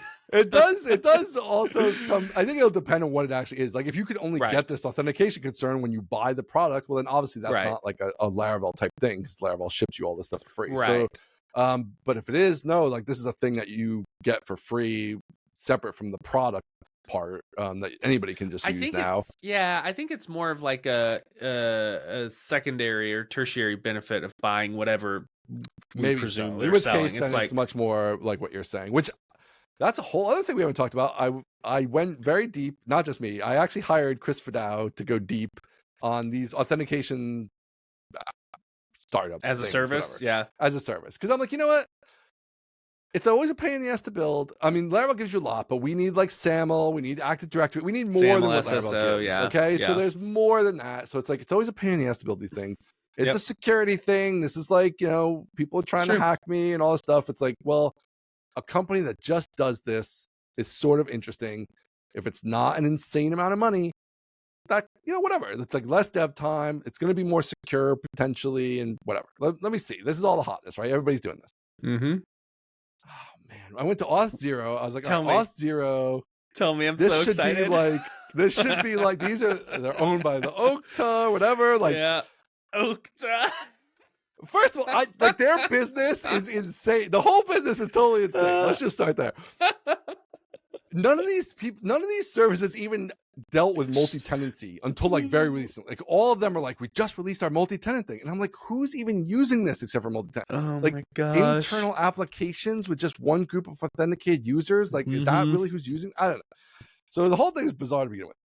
Their pricing, tell me, is completely insane. It was like, so they have this multi-tenant ostensibly. And I'm like, okay, I need the SAML. That's like basically why I want this, is for like the SAML authentication. Okay, well, how many are you gonna have? I was like, well, just in the customers we have now, we're probably gonna have like 60, 70, 80, 100, like a good size number of customers who need this. Yeah. Oh, well, that's right there. You have to go on our maximum tier. I was like, how can my little company, you're like already on the maximum tier, $2 million in revenue, we're on the maximum tier? I'm like, wait a minute. So okay, we're on the maximum. There goes your couple million, by the way. Right, they're about to take all of that. So okay, so they're like, and then it's per user on top of. Sure, so it's gonna be like the base price for 1,000 active users was like $40,000 a year. And I was like, are you guys insane? I was like, nobody's paying this. I refuse to believe it. Like, no, blah, blah, blah, blah. And I'm like, listen, that's just nuts. It doesn't make any sense. Like, who's paying $40,000 a year for like 1,000 users? Like, that's, the whole thing is insane. So then I looked at some of these other ones, but like, whatever. There's like the Clerk one has reasonable pricing, but like, the whole thing, they're in the Vercel circle of like, big all time, the logos are this the other Vercel companies. I'm like, I don't know, like this company's gonna go out of business, and then my authentication's gonna go away, and that's a huge problem. There goes your users table. See ya. Yeah. So that's a bummer. So then I'm like, all right, forget it. We're just gonna have to just build it ourselves, like we always do, and everybody else does. But it's like, I love the idea of it. I do love the idea of it, but it's I don't understand who's buying it. I don't know if you have any insights here, but I don't understand. No, I don't have any insights except it seems insane I was to like, me. whoa. Yeah, it's crazy. And then that is Amazon a higher has a price thing than too. I could have even imagined. Yeah. Don't they? What do they Amazon have? does Is there have a just like solution. Cognito or? Yeah, Cognito, and it's much more reasonably priced. Like, the pricing's fine. I'm sure. Yeah. Probably But very it's bare bones also too. insane. Well, that does everything. You know, it's like every Amazon thing. It does everything. Right. But like to get it to do everything, you know, is like Yep. a big gigantic project that's way bigger Yep. than like building it yourself and whatever. So yeah, and it had some weird edge cases. Developer went very deep on Cognito, most of all of them, because it was like the pricing is fine, but it has these weird limits in different spots that were going to be a problem, where you might have to have multiple accounts to get around some of these limits, because there's like some actual hard limits in certain spots, and I'm just like, whatever. This is it's already getting so complicated that obviously we're just gonna do it ourselves. Yeah. But yeah, so man, yeah, so that was my little adventure down the path of $40,000. I literally couldn't believe it. Like, I was like, I cannot believe that that's accurate. I was like, you should double check this. He's like, no, that's the price. Blah blah blah. I'm like, I mean, OpenAI is using crazy Auth0, right? So like, I think they did get $80 billion. So you know, yeah, I think a lot of these big companies are using it, but it just continues to elude of course, me. right? So I guess it's one of those things where, like, if you're a huge company and you have lots of money, well, okay, it's like $40,000 base, and then you're going to pay probably too much per user, but it's still only a few cents per active user a month. So whatever, if your bill is $500,000 a year, or $1 million a year, or $4 million a year, but you don't ever have to think about authentication, and you know it's done really well, fine. Like, you know, so this is a little bit of that kind of case. Like for OpenAI, maybe it makes sense. For Userscape and HelpSpot, like, it probably doesn't make any sense. Not so much. Yeah. Yeah. So whatever. But it's at the same time, like, it's very weird. Like, why even sell? Like, just go the full, like, we don't sell to you. Like, we're not for you. We don't sell to you. Don't waste our time. I mean, that's so what weird. You got is the soft, we don't sell to you. I mean, essentially, yes. But I took some guy's time for an hour, you know? Yeah. Like, I don't know. It's like, just, well, he gets to put a number up on his board that's like, I did an initial discovery call this week. Did a demo. Don't fire me. I'm making my quota, whatever. Yeah. Yeah. That was bizarre. That whole world. Man. I don't know. Yeah, so DHH is going to ship a authentication concern. There you go. Yeah, I guess we'll see if that's interesting. We'll see. I'll be curious to see what this one thing is. The product or just a view source benefit of it. Yeah, I'll be curious to see what they actually ship. So we'll see. I don't really know. I don't know. We got a couple other things here. We're already this far. I feel like we should knock a few of these out. We're this far. What do you got? I picked the last few. What do you got? We talked about shoes inside the house. That's just old on here, right? I don't know if we did talk about shoes inside the house. I think we argued about it on Twitter. Like, yeah, maybe that's it. Shoes inside the house. Yeah, shoes inside the house is insane. Like, you can't wear shoes in the house. Your shoes are stepping on dog poop and all those things. Now you got all the kids running around. I think I said this on Twitter. I simply do not step on dog poop. I think that's my strategy. You don't ever walk in grass? Is that what you're telling me? You don't ever walk in grass? Are you micro-analyzing the grass in front of you as you walk? You're stepping in dog shit. I guarantee you. No, it's walk on the sidewalk. I don't live in New York City. There's not human fecal matter on every sidewalk. Okay. I hope Laracon's in Dallas, because I'm going to be looking with an eagle eye. Let me tell you. I actually really hope it's in Dallas too. Yeah, that'll be fun. You'll have to show us all around. Be very helpful if it were in Dallas. But I don't know. Shoes inside the house. I feel like you take your shoes off. I mean, listen, we have a party with people over. We're not like everybody take their shoes off. Those people. Yeah, whatever, it's fine. We're not those people. We're not all the way to that. But like day in, day out, I take my shoes off. I got my slippers right there. Boom, I'm in the slippers. So you gotta have the slippers. I'm not saying walk barefoot. That's maybe the problem. Maybe I don't have the right equipment. But I wear shoes inside the house all day, every day. No. I have my shoes on. Release your feet, baby. Release your feet. I feel so secure when I have a pair of old Nikes on inside the house. LL Bean slippers, baby. Just spend the money. It's like going to be $75 or whatever. I think I had them at one point, but it just felt, I'm not getting dressed up, but it felt a little slovenly to like walk around with slippers on all day. It felt a little like I'd given up a little bit. Slippers, man. Just give in. Just cave. It's so warm and fuzzy in the winter. Yeah. It's so good. You wear slippers like with shorts around the house?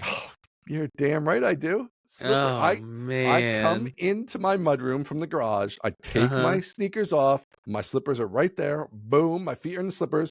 My feet do not leave the slippers till bed. I take the slippers off. I go to bed. That's what I do. No. Yeah. So it's like I'm wearing shoes in a sense, but they're not covered in Yeah, dog but you got the feces. Neither are just, mine. it's just I don't a know nice what slipper. is the problem with the dog population in your area, but And then wait till your kids. You have 4 kids. Do you realize what a mess your house is going to be? All these kids running around with their muddy, filthy shoes. Just have them take those shoes off. Beautiful. Yeah, different rules for adults though. I can do whatever I want because I own the house. The kids might have to take their shoes off. That's not going to work. I'll tell you that right now. I know the kids aren't. Work. There's not going to be. There's not going to be 8 pairs of slippers at the back door. I know that for sure. The kids tend to go without slippers. Although my middle kid's now into the slippers, so he's got some slippers. The other ones generally don't wear slippers, but this shocks me. They got the young feet. They don't need slippers. They don't need slippers. Yeah, they don't need that reinforcement. I need the reinforcement, and I need the warmth. I don't know. This is crazy. I feel like I'm in the minority here. I think a lot of people are like, don't wear shoes in the house. I just like wearing shoes. I mean, I grew up always wearing shoes in the house. I have to say, I always wear shoes in the house, but I don't know. Once I got my own house, I was like, nah. My wife's like very cleanly, and she's super into organization. She doesn't wear shoes in the house, and I was like, oh, I won't wear shoes in the house either. And here's a hot take I have on shoe related conversation. A man's toes should never be seen in the workplace. Oh, in the workplace. Ever. Okay. Unless a man is about to fall into a body of water, his toes should never be seen, especially not in the workplace. I'm with you on that. Okay. Male toes are disgusting. That's why. Disgusting. Female toes are usually very nice. Male toes neutral. Are disgusting. Yes. A man's toes, disgusting. Very few man toes are worth. If you're wearing flip-flops into an office, no respect. No respect. I don't want to see your toes. This isn't a 4th of July pool party. Yeah, men should be covered up in general. Even if you're buff, I almost feel like you're like the male body is just not aesthetically pleasing. Whereas like the female body is aesthetically pleasing. Just like I'm not talking about sexuality here, even I'm just saying like the shapes and the curves. You're just saying that we're grotesque. I'm saying men are grotesque. Like the shape makes no sense. Like we're just utilitarian. Like let's just face it, right? We're just there to deliver. We're just there to lift heavy things. Yeah, but the female body is like all sculpted and nice, and like that's so. Yeah, we gotta log off, man. It's too late here, man. It's midnight. It's too late. All right, this one's been on the list for a while. We're just gonna get back to another one. Tell me. Workout routine. What's your workout routine? Oh related to your disgusting body. Do you have a workout routine? No, my grotesque body has no workout routine. Nothing. You don't do anything. Nothing. I got nothing right now. Yeah, okay. There are just. Yeah, it's bad. It's not great. I need something, but I don't have. I'm not doing anything. Did you ever do the gym? You never ever been a gym guy? Never a gym guy? Never been a gym rat. I think based on family like physical structure, I could get really big, like really buff, because I have a few brothers, and my dad have all at one point been like big gym guys. Solid. Okay. So my time is coming at some point, but the stars haven't lined up yet. My brother's a trainer, and he lives in Galveston, and I told him, if you ever have like a month off, like I don't know what you do. If you ever have a month off, come up to Dallas and we'll do 2 days, and I'll get really buff, and it'll make great content. He's like, sure, that sounds great. Go. This is the time you're on sabbatical from work. I pitched it like 6 weeks ago, and he was like, yeah, that sounds fun. And dude, if you come out of this having a second set of twins, more well rested and buff like Arnold, yeah, I know, that'll be insane. I know. I want to do it just for the story of like, oh wow, that guy, he got strong on paternity leave. I'd be like, oh, that's so great. But I don't know. Sounds like a lot of work. Do you work out? Your boss, she's always tweeting about how buff she is. And she's lifting heavy things and like she's doing all kinds of stuff. Destroy me. Yeah. Yeah, she. That's how my wife is. My wife. There's a lot of people working out. Scale that lift. I don't get it. Yeah. I'm not really into lifting. I used to go to the gym on and off. I've been back and forth. I've never been like buff, but yeah, I don't know. Now we have like a gym in our basement because we realized we can never actually get to the gym. Yep. So we have like the Peloton tread and the Peloton bike and weights and whatever. We don't have like the rack and everything, and my wife uses it religiously every day, 6 days a week and Sundays off. Wow. That's her thing. I will go. That is religious. Sundays off. That's very religious.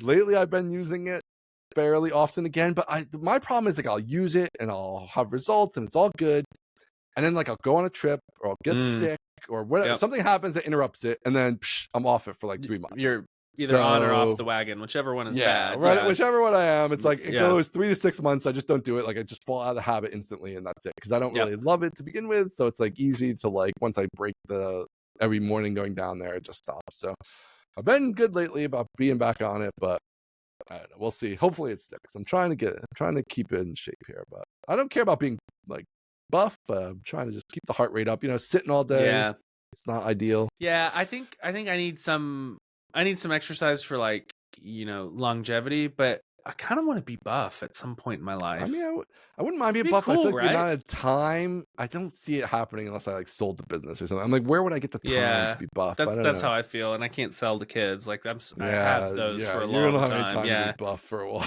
right? Yeah, I feel like of all the things that have gone by the wayside, I feel like being buff is probably one of them. Well, because one of the things you realize when you work out consistently for a long time is like the level from like you're in good shape, but like you don't necessarily look aesthetically amazing, but like you can lift a good amount of weight. The difference between that and being buff is like a giant freaking chasm. Like because like you just have to do so much more to get the buff than just to like sort of lift a reasonable amount of weight. Like you'll be lifting a reasonable amount of weight and your muscle looks exactly the same, and you're like, what the hell? Why don't I look like all beefy grotesque like Arnold? lump? But I'm still a grotesque lump. What the hell? No, because you have to lift an insane amount to get to like actually looking beefy, and you have to lose a bunch of fat. You have to like really super watch what you eat. Like there's that whole aspect to it too. So there's a lot to it, but yeah. Well, I'll just keep on this path then. Maybe there you go. We'll reassess. Yeah. Yeah, exactly. Yeah. We're getting all this meal train food. Is meal train a thing in the North? Oh, it's like when you have a baby, a friend sets up a meal train and they all sign up for it. I don't think we call it that, but yeah. So everybody's like, everybody's bringing us these meals. And it's cool. Like, we also, we baked a bunch of cookies, and here's some energy balls. It's just like, peanut butter and chocolate chips. And it's like, I'll just have a couple of those. Like, what am I doing? I'm not doing any work, but I'm just sitting around eating energy balls all day. So that's the opposite of getting buff on maternity leave. I know. Come on. I can't come back big up 20 pounds. Leave. Yeah. It's not great. Yeah. Oh man. All right, let's wrap it. It's almost midnight. I think we've given the people a little we skirted the line there. We should probably end while we're still ahead. Yeah, for sure. All right. Well, thank you all for listening. Mostlytechnical.com, mostlytechnicalpod. Nobody emailed us. I checked. Nobody emailed us. mostlytechnicalpodcast@gmail.com. So if you have any feedback on the 15 topics we talked about this week, send that over. Otherwise, good to be back on the air. We will try to get back at some point next week, I assume, assuming everything's chill with the babies. And then we'll just be playing it by ear a little bit here. But should be semi-regular at least going forward. So and hopefully a holiday stream on the horizon. Yes, we can get that organized. So yes, if y'all want to hear that, let us know, because that would be fun. Yeah, that'll let us know you got to the end of this 2-hour podcast too, which will be exactly awesome. All right, have a good one. All right, see ya. Bye.